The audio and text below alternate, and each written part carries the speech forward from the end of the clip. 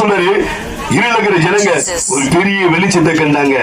அவரே நித்திய வெளிச்சமா இயேசு கிறிஸ்து இருக்கிறார். என் அன்பு சகோதரி, என் அன்பு தாயாரே, 2 வருஷமா மென்டலா இருந்தாங்க.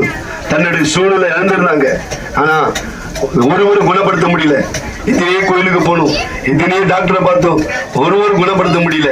கடைசியா அங்க மறிக்க போற நாட்களில ஒரு அம்மா சொன்னாங்க, வால்டாக்ஸ் ரோட்ல இயேசுவின் விடுதலை சபை இருக்கிறது, அங்க போனா உன் மனைவி சுகமாயிடும் சொன்னாங்க. கடைசியா ஒரு சான்ஸ் பாப்பன்னு சொல்லி அந்த சபைக்கு கொண்டு போகும்போது பாஸ்டர் ஒண்ணு சொன்னாரு, நீ விசுவாசித்தால் ஆண்டவர் உன் மனைவிக்கு சுகத்தை கொடுப்பாரு. இன்னைக்கு பேசிக்கொண்டிருக்கிற இந்த சத்தம் நிச்சயமா உங்க வாழ்க்கையில விசுவாசித்தால் அற்புதத்தை செய்வார். வேதம் சொல்லுகிறது, விசுவாசிகள் எல்லாம் கூடும். அல்லேலூயா. இயேசுவே அந்த நாட்களில ஆண்டவர் பாருங்க, சுகம் கொடுக்க முடியாத மனைவிக்கு அநேகர் பணத்தை இழந்து அநேகர் வெறுத்து போய் கடைசியா உங்களை காப்பாற்ற முடியாதுன்னு சொல்லி முடிவு பண்ணிட்டாங்க.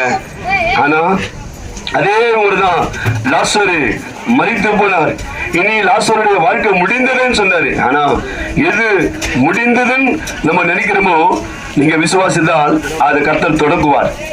நிச்சயமா உங்க வாழ்க்கையில என் லைஃப் முடிஞ்சிச்சு, நான் இப்படி ஒரு வாழ்க்கை நான் தேடிக்கணுன்னு, நான் இப்படி ஒரு கணவர் கட்டிக்கணுன்னு, இப்படி ஒரு மனைவி கட்டிக்கணுன்னு, இதோட என் வாழ்க்கை நல்லா நடக்குமா அப்படின்னு, என் வாழ்க்கையை முடிஞ்சிச்சு அப்படின்னு நீங்க நினைக்கலாம். இல்ல, உன் வாழ்க்கை நீங்க தொடங்கும்.